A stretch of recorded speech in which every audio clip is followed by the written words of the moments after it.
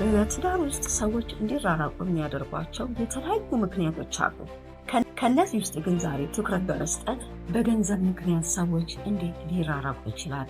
እንዴት አንዱ ሌላውን መጉዳት ይችላል? ስለዚህ ይህንን በመገንዘብ ቀሪውን ሕይወት ለማሳመር ገንዘብን ባለትዳሮች እንዴት በአግባቡ መጠቀም ይችላሉ?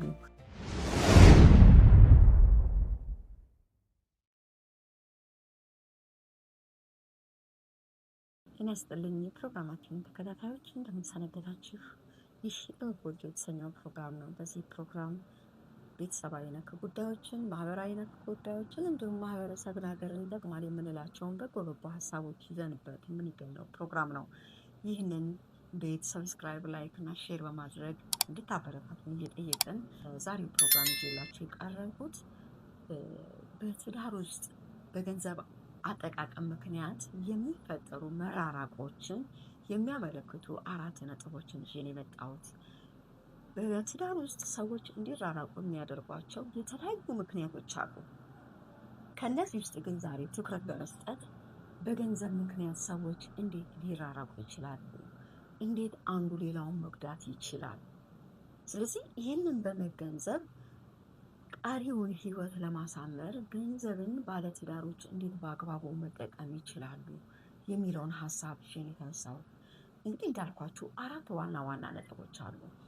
የመጀመሪያው ከትዳሩ ወይም ደግሞ ከትዳር አጋር ይልቅ ለገንዘብ ልዩ ዋጋ መስጠት ነው።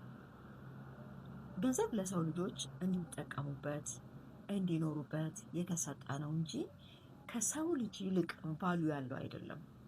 አንዳንድ ጊዜ ገንዘብን በጣም በእንደዚህ አይነት ሁኔታ መውደድ ትዳር ጤናማ እንዳይሆን ያደርጋል። በትዳር ውስጥ ገንዘብ በጋራ ሰዎች የሚጠቀሙበት፣ በጋራ የሚያቅዱበት፣ በጋራ የሚንቀሳቀሱበት እንጂ አንደኛው ወገን ለዚያ ልዩ ቫልዩ ሰጥቶት የሚኖርበት ኑሮ አይደለም።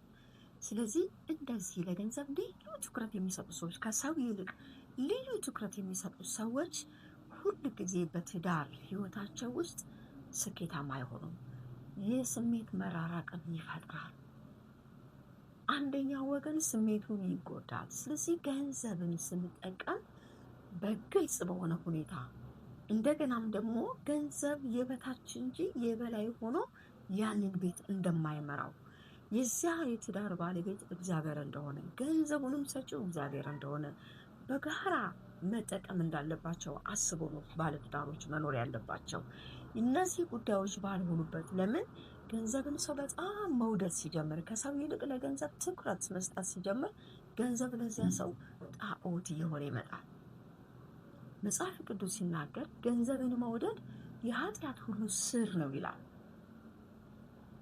ስለዚህ ሰዎች ገንዘብን ሊጠቀሙበት፣ ገንዘብን እንደ መጠቀሚያ እንጂ ሌላ ልዩ ቫልዩ በመስጠት የሚወዱት አይደለም። አንዳንዶቹ ባንክ ውስጥ በማስቀመጥ ንብረትን ላይ ገንዘብ ይውላል። ንብረትን ከዚህ የተነሳ ንብረቶችን በማሸሽ በመደበቅ ግልጽ ባለመሆን ሰዎች ይጎዳዳሉ።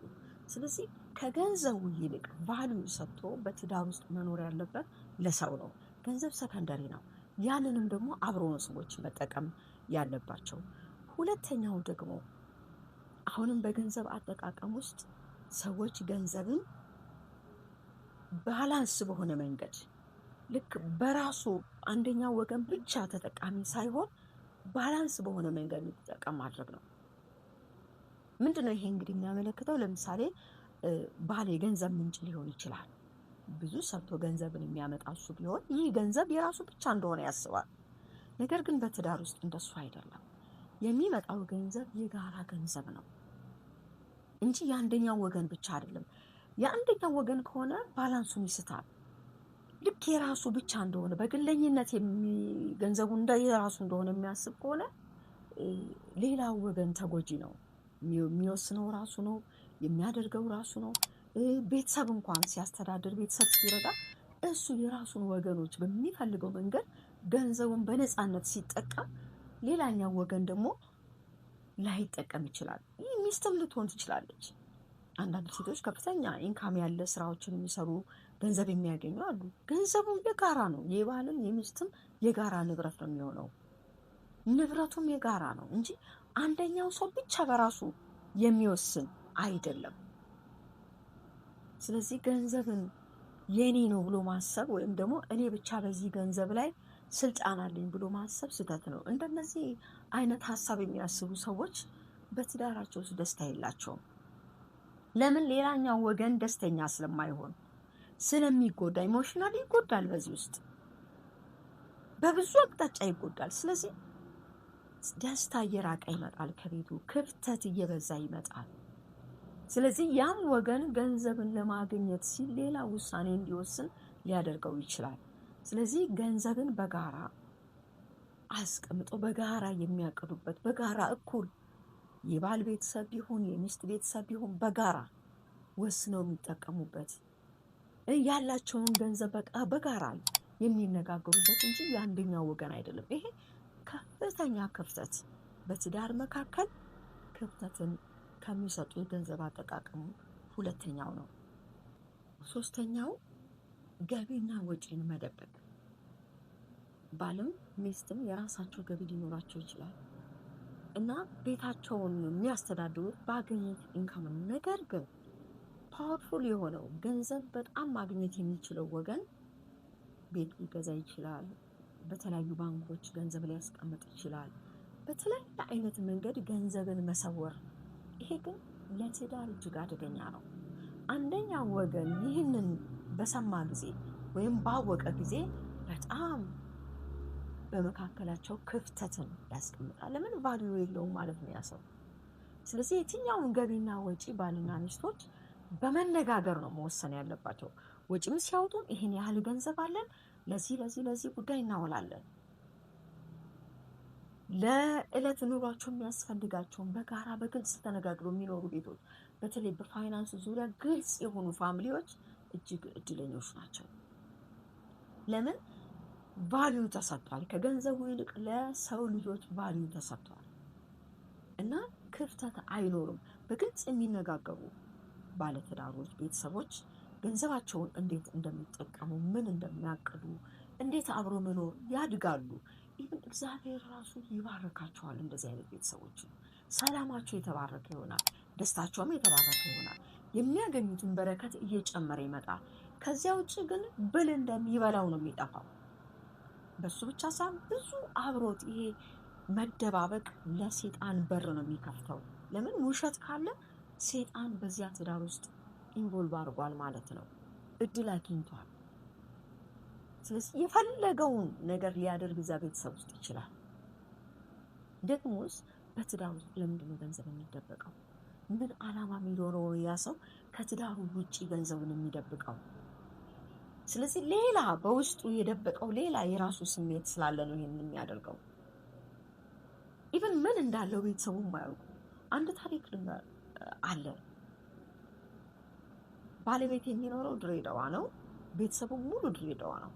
ነገር ግን ቤተሰቡ በማያውቀው መንገድ እዚህ አዳማ ላይ ቤት ገዝቷል። አያውቁም። ቤቱ ተከራይቷል። ይህ ሰው ከሞተ ረጅም ዓመቱ ነው። ተከራዩ ገንዘብ የሚቀበለው ሰው ስለሌለ ማንም ምንም ስለማይለው ዝም ብሎ ነው የሚኖረው። በኋላ ግን ይሄ መዘጋጃ ቤቶች ግብርን በተመለከተ የተለያየ ጉዳዮችን በተመለከተ ቼክ ሲያደርግ ግብር ለረጅም ጊዜ አልተከፈለም፣ ምን አላለም። በዚህ ጉዳይ ባለቤቱ ሲፈለግ መታወቂያው እዛ ነበረና በመታወቂያው ላይ ሲደወል ከሞተ ብዙ ዓመቱ ነው።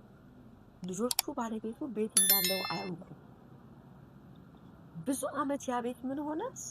ገንዘቡን ሌላ ሰው ሲጠቀምበት ኖረ። ይሄ በጣም ብዙ ቦታ ላይ የተለመደ ነው። በድንገት ሰው ይችን ምድር ለቆ ይሄዳል። ባል ለቆ ሊሄድ ይችላል፣ ሚስት ለቃ ልትሄድ ትችላለች።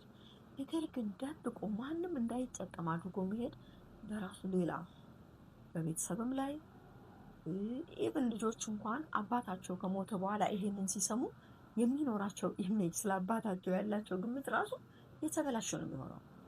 ስለዚህ ገንዘብን ወጪና ገቢ እግዚአብሔር ገንዘብ ሲሰጣቸው ይህን ያህል እግዚአብሔር ሰጥቶናል።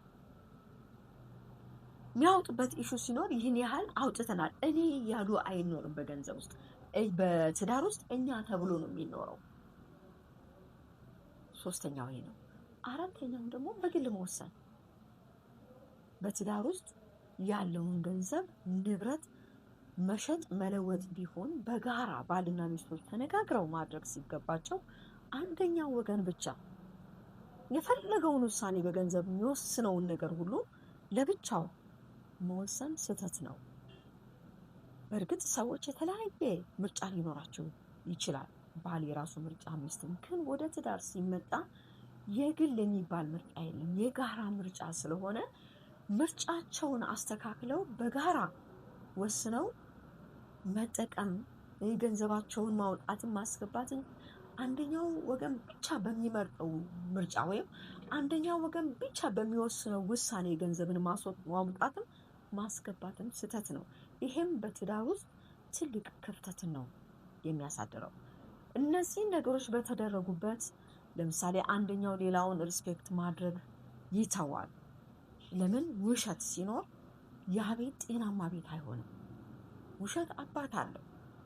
የእውነት አባት እንዳለ ሁሉ የውሸትም አባት አለ። ሚስት ባሏን ስትዋሸው ከእግዚአብሔር ሐሳብ ወጥታለች። ባልም ሚስቱን ሲዋሻት እንደዚሁ። ስለዚህ ያላቸውን ገንዘብ ያለን ገንዘብ ይሄ ነው፣ ገቢያችን ይሄ ነው፣ ይህንን ለዚህ ጉዳይ እንጠቀም፣ ለዚህ እናድርግ ብለው መነጋገርና በግልጽ ማድረግ ሲገባቸው አንደኛው ወገን ብቻ ንብረት መግዛት ከፈለገ ብቻውን፣ መሸጥ ከፈለገ ብቻውን፣ ወይም ሚስት መግዛት ከፈለገች ብቻዋን፣ መግዛትም ከፈለገች ብቻዋን። ይሄ ለትዳር እጅግ አደገኛ፣ ትዳርን ክፍት እንዲሆን የሚያደርግ ብዙ ነገሮችን የሚያበላይ ስለሆነ ጥንዶች የገንዘብ አጠቃቀምን በማስተካከል ቤትን ሰላማዊ ለማድረግ በጋራ ከገንዘቡ ይልቅ ለሰው ቅድሚያ መስጠት። ገንዘብን እጅግ መውደድ ኃጢአትን ይወልዳል። ገንዘብን መውደድ የኃጢአት ስር ነው ይላል። በጣም ገንዘብን የሚወዱ ሰዎች ኃጢአትን ነው የሚያደርጉበት በገንዘቡ። ለምን? እግዚአብሔር በዚህ ደስ አይሰኝም። ክቡር የሆነውን የእግዚአብሔር አምሳል ቅድሚያ ሰጥቶ መውደድ፣ እንደገናም ደግሞ ገንዘብ መጠቀሚያ እንጂ ልንጠቀምበት የሚሰጠን ወረቀት እንጂ ትልቅ ከዚያ ከሰው ይልቅ አብልጦ ማየት ክፍተትን ያመጣል። ሌላው ደግሞ የምንጠቀመውን ገንዘብ በግልጽ መጠቀም፣ መሸጥ መለወጥ የምንችለውን በጋራ ማድረግ፣ ምርጫችን ደግሞ የጋራ እንዲሆን አብሮ መምረጥ፣ አብሮ መወሰን በትዳር ውስጥ አስፈላጊ ነው። ስለዚህ እነዚህን 4 ነጥቦች በማስተዋል